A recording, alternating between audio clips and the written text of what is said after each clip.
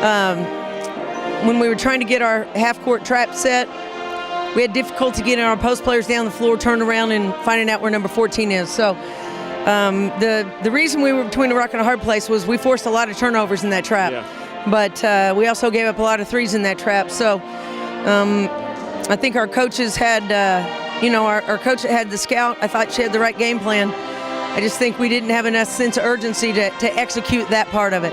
And it's one of those teams, I was looking at their numbers, about 27-28% from the arc. That doesn't look huge, but you look at the amount of threes they do put up, and tonight is just the night they had the hot hand. They do, and 14's very impressive. She was very impressive on tape. We made a point about knowing where she is in practice yesterday and in shoot-around today, and the fact of the matter is we just didn't find her. She had 21 in the first half. Yeah.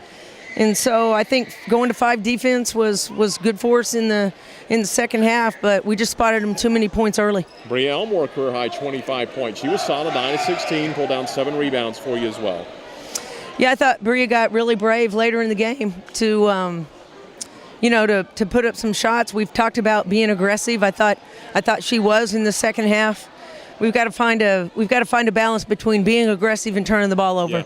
And our veterans right now are the ones turning the ball over, and that's the really hard part because our youngsters are going to make mistakes, but we would expect that our returners would have a better ability to hang on to the basketball and for us to get good shots. And Jada Stinson tonight, another one of your freshmen, 21 minutes, was solid with 8 points, 3 assists, grabbed you a pair of boards. Yeah, I thought Jada did some good things today. I thought she was aggressive offensively. On defense, I thought she did a really nice job of keeping her feet moving. She did a good job on a couple of emergency switches that she recognized that a couple of our other players didn't in their dribble drives. So she's coming along, and as she has been over the course of the year, I think she's continued to get better. Now you turn around, it's Illinois out of the Big Ten coming to the Fieldhouse. Yeah, I don't know much about them yet. They've got a new coach, obviously. What we know of them from the past is that we've got an ability to play with them and beat them. So that's what we're going to hope the case is. We've got to continue to be a better basketball team every play.